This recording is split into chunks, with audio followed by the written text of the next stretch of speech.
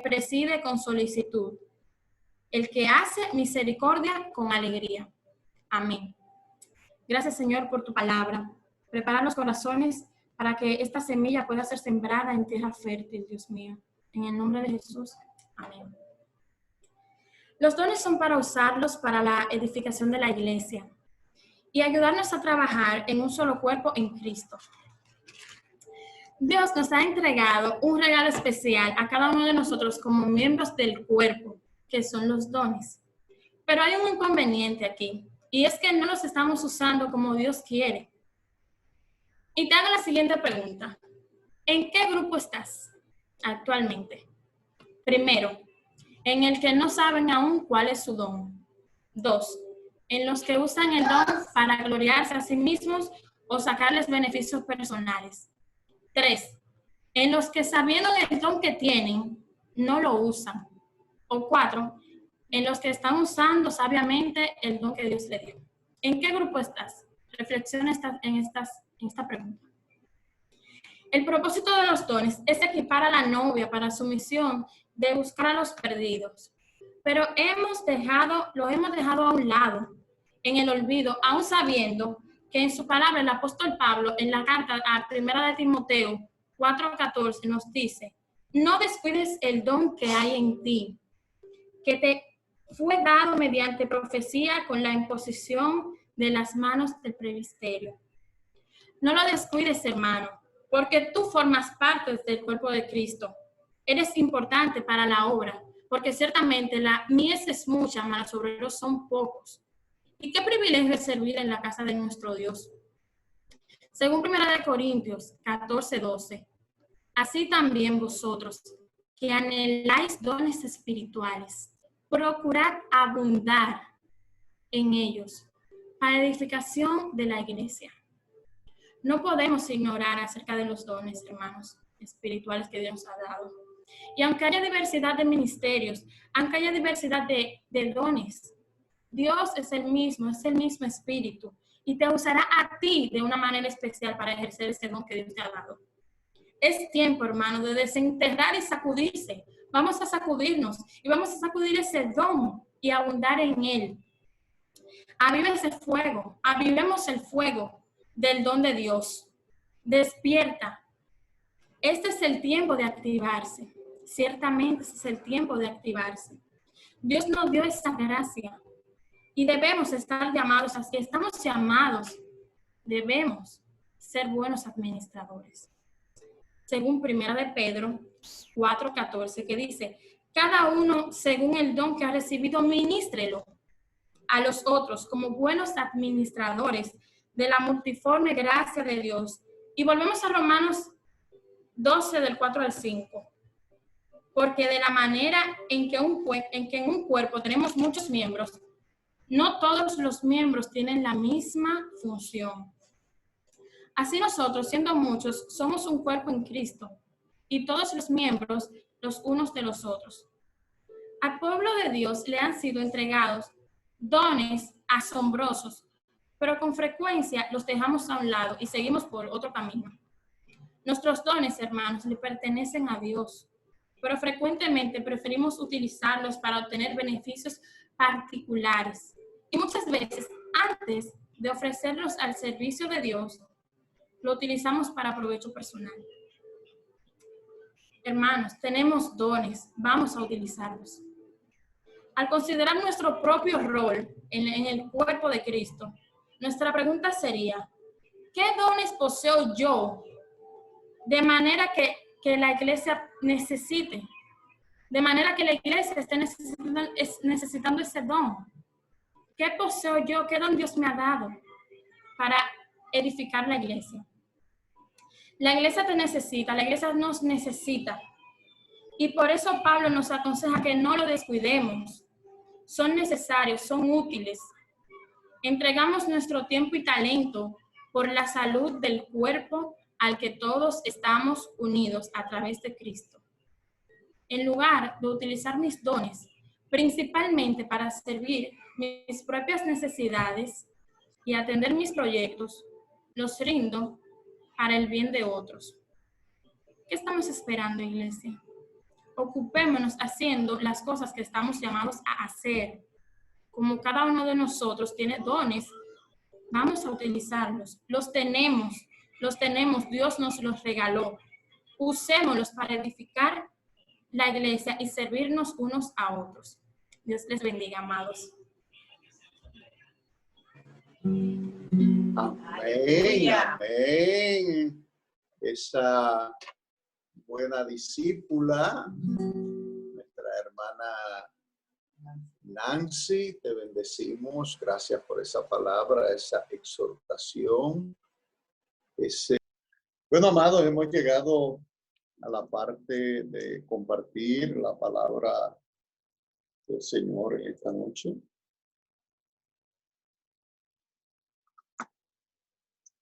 Y esta noche vamos a hablar sobre un tema que estoy seguro que va a traer bendición a nuestras vidas.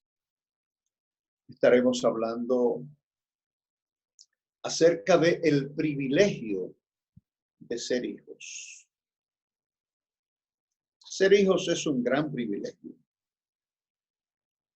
Estaba meditando que usted puede que nunca sea padre, que nunca sea hermano de nadie, que no sea primo de nadie, que no sea sobrino. Pero hay una cosa que usted no va a poder dejar de ser, es ser hijo. Y los hijos tienen como privilegio especial, que son en un sentido general aquellos seres privilegiados por los cuales alguien está dispuesto a entregar su vida. Cualquiera podría morir por un hermano, quizás, por una hermana, quizás por el papá, por la mamá, quizás, un primo. Quizás alguien podría morir hasta por un amigo. Pero todo eso lleva un gran quizás delante. Lo que no le cabe duda a nadie es que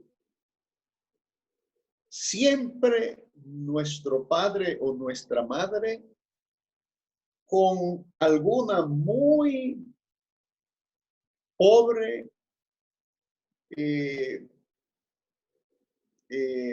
digamos, exclusión, alguna alguien que no, que nos dé la,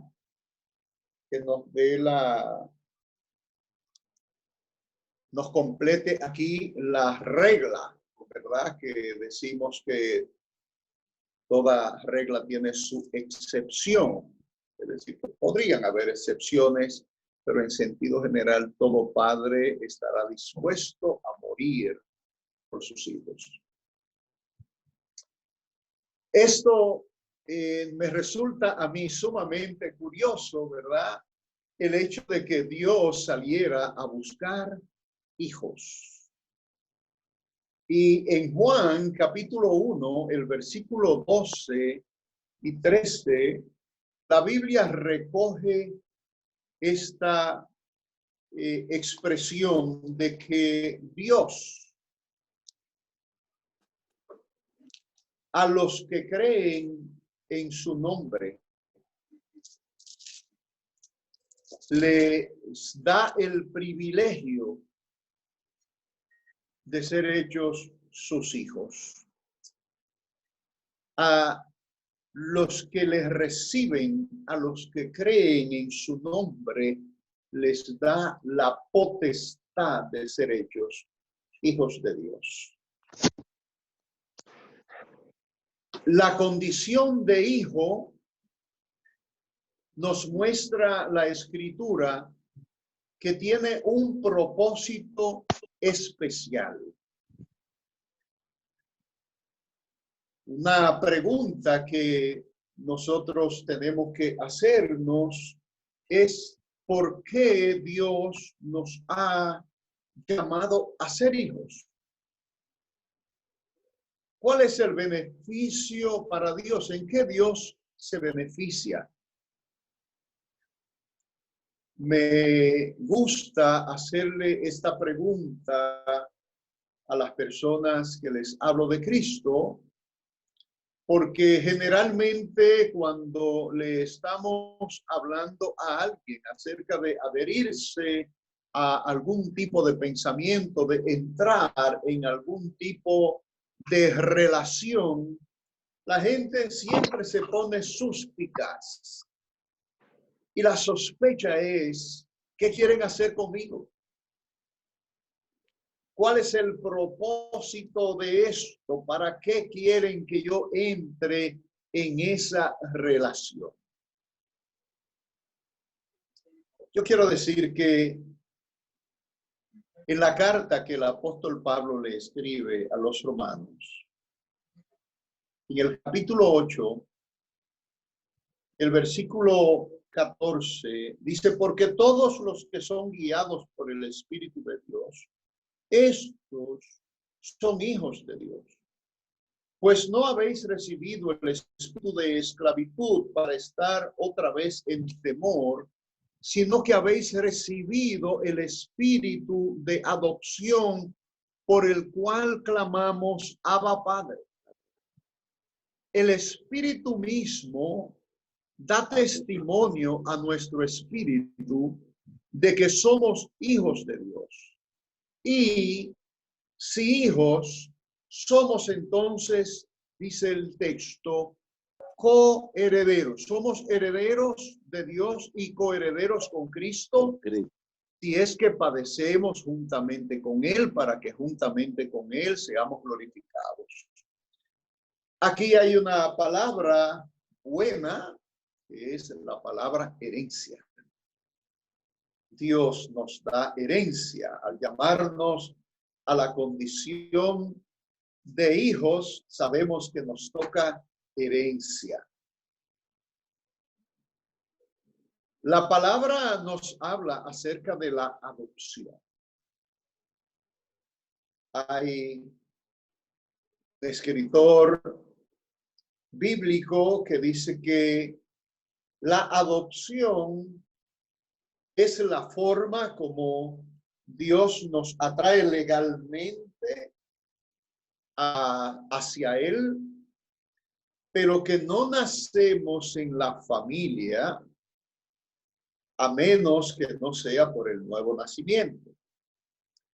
He visto esto como una revelación mayor del tema de ser parte de la familia de Cristo, porque la adopción tiene como cosa buena el hecho de que nosotros podemos tomar el nombre de la familia en la que somos adoptados, pero el adoptado tiene un problema, y es que el adoptado no se parece necesariamente a la familia que lo adopta. Cuando vemos estos artistas que han ido por el mundo y han buscado un niño de Asia, uno de África, uno de Europa, y lo vemos a todos reunidos ahí con sus padres adoptivos, nos damos cuenta que ellos no los engendraron. Pero Dios, para hacernos participantes de su naturaleza divina, para darnos a nosotros las facciones, y aquí entonces hago comillas, para darnos la imagen, para darnos el pensamiento, para darnos el carácter de el único hijo que Dios tiene, que es Jesucristo, entonces Dios nos hace nacer de nuevo. Y entonces Juan, en el capítulo 3 de la primera carta, dice, ahora somos hijos de Dios. Ahora somos hijos de Dios. Jesús le dijo a Nicodemo, justamente a través del mismo evangelio de Juan, podemos conocer esto en el capítulo 3, en una, digamos, larga conversación que Jesús va a tener con Nicodemo. Jesús le dice, de cierto te digo que el que no naciere de nuevo no puede ver el reino de Dios. El reino de Dios necesita ojos nuevos, oídos nuevos. Por eso Jesús hablaba siempre de los ojos que ven y de los oídos que oyen. Cuando Jesús le habla a Marta, Jesús le habla de cosas especiales, cosas que tienen que ver con sabiduría del reino, de ese plan eterno secreto de Dios que el apóstol Pablo en la carta a los Efesios le llama los misterios de Dios. Pero entonces Dios trae a nosotros esta revelación de que mediante el nuevo nacimiento, nosotros podemos hacernos de esas partes que tienen la capacidad de percibir las cosas espirituales, y ellas vienen, por supuesto, con el nuevo nacimiento. Ello nos habilita para no solo entrar en el reino, sino para participar de las cosas del reino. Es allí en donde llegan las herramientas, los dones espirituales. Jesús, hablándole en el versículo 5 a Nicodemo, le dice, de cierto te digo que el que no naciere del agua y del espíritu no puede entrar en el reino de Dios.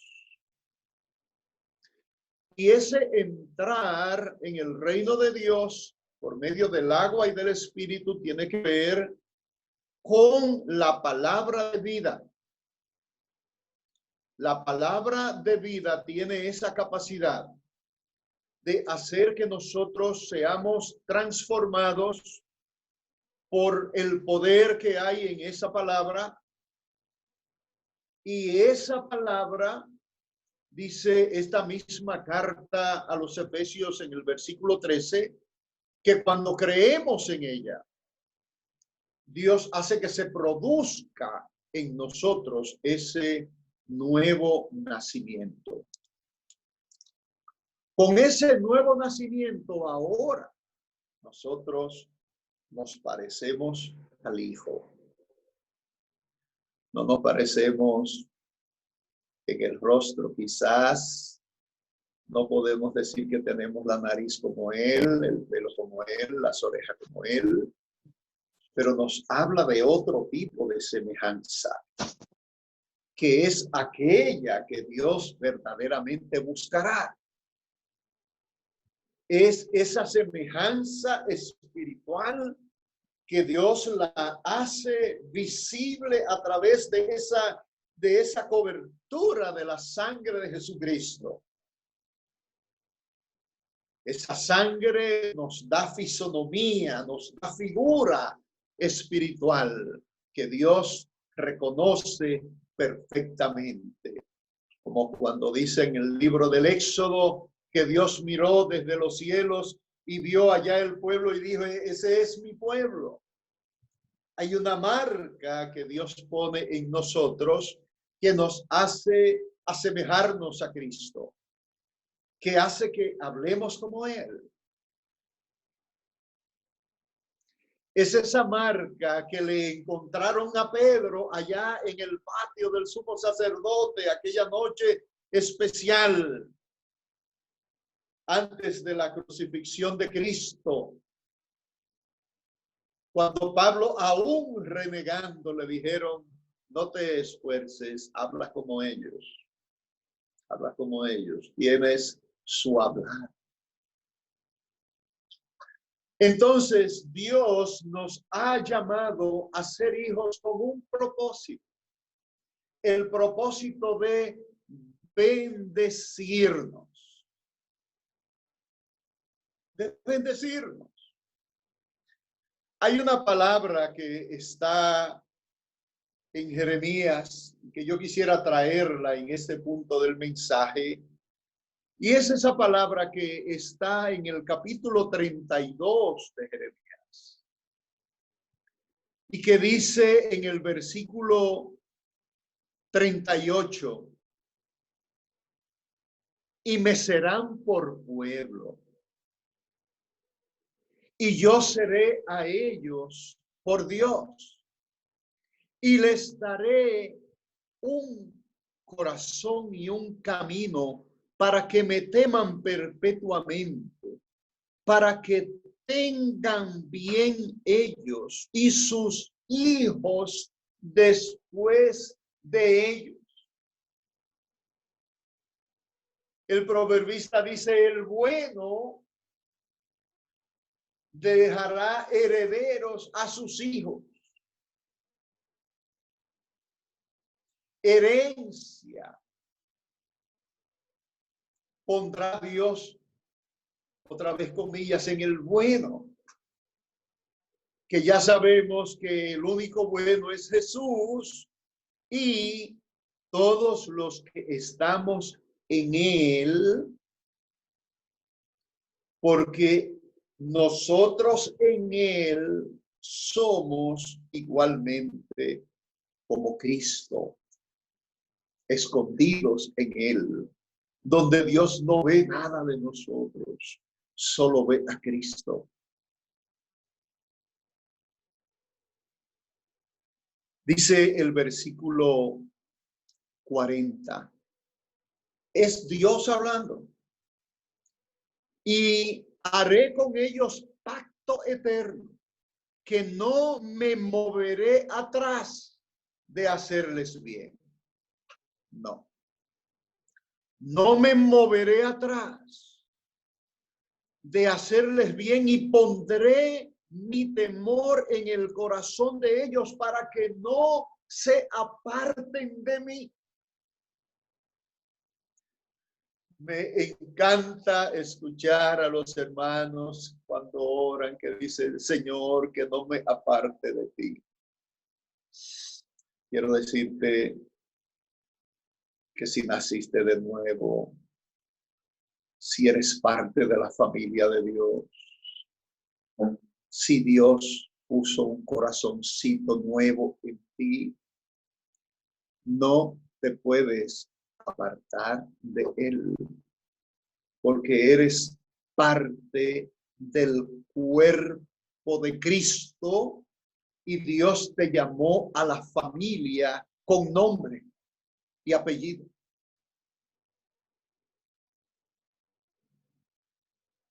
Puedes pelearte con el Padre, pero nunca, jamás, después de adoptado, saldrás de su apellido, no saldrás de su familia. Esa es la garantía de creer en Cristo y el valor, el poder salvador de su sangre. Jesús dijo, Padre, de los que me diste, no perdí ninguno. Nadie se perdió. Solo el Hijo de perdición.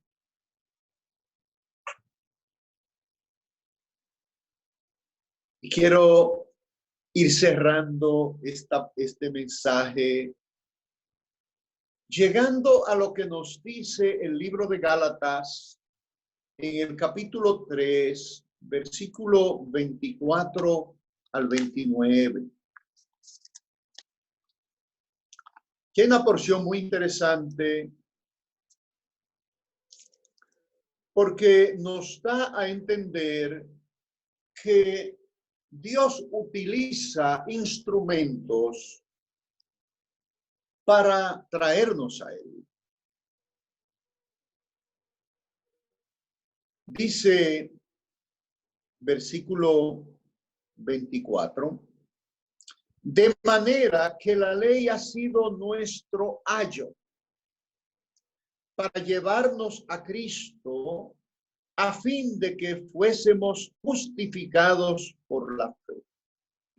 Pero venida la fe, ya no estamos bajo ayo, pues todos sois hijos de Dios por la fe en Cristo Jesús. Entonces yo quiero tomar este punto de cómo Dios utiliza la ley. Dice el texto que Dios lo usa como ayo. ¿Qué es un ayo? Bueno, un ayo es uno que nos ayuda,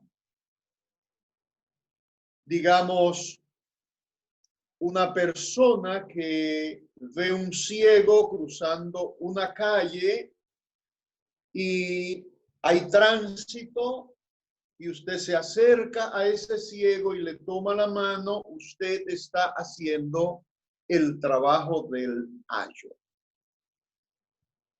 Es decir, es un mecanismo que se usa para llevar una cosa a otra. Y Dios utilizó la ley. ¿Cómo Dios utilizó la ley? Dios primero encerró todo en pecado, dice la Escritura. Nos mostró nuestra pecaminosidad, es decir, es pecador por esto y esto, y volteas para acá y pecaste, volteas para allá y pecaste.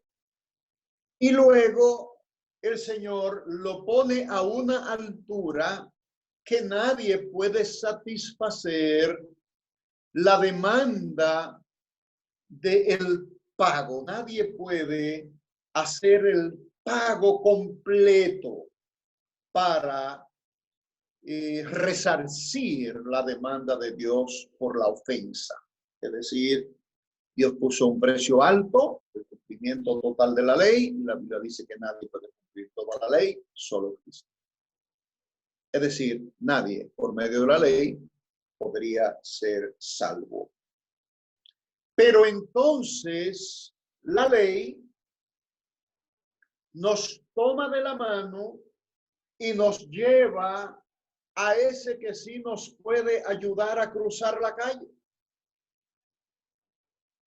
La ley nos toma y nos dice allá, mira, yo no puedo, pero él sí puede. Es como el peso hoy en esta cuarentena te dice, mira, hay problema que yo no lo puedo resolver, pero en 2 semanas abren el gimnasio. El gimnasio puede, pero yo no puedo, te dice el peso. El peso solamente te muestra que estás en cuarentena.